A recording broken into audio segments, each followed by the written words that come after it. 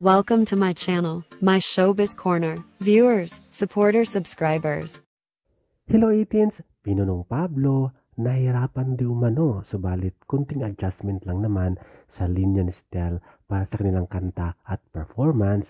At yun lang ang naranasan ng SB19, kunting adjustment lang, hindi naman hirap kasi lahat sila may kanya-kanyang talent, may kanya-kanyang magandang boses at may iba't ibang vocal range.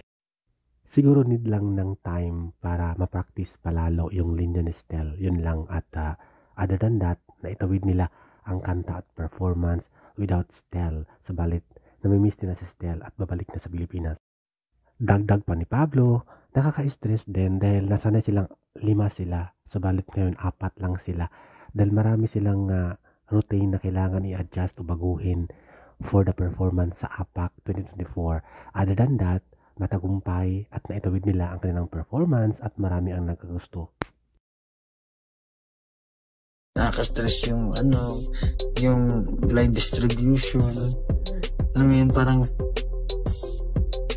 bukod sa pagsasayaw, sa pagpa-perform, kailangan mo isipin na syempre, re-block.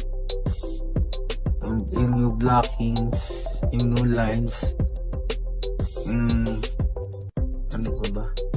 Tsaka iba pa rin pag-style gumawa. So, mas maganda talaga complete. Baka mamaya trash-talkin kami ni Stel. Hindi nyo naman nakagawa naman. Kumanta na yung isa, syempre, hindi siya pwede siya ulit kakanta. Ganun lang. Kung sino yung pinaka-available na mag-rotate yung apat sa line ni Stel.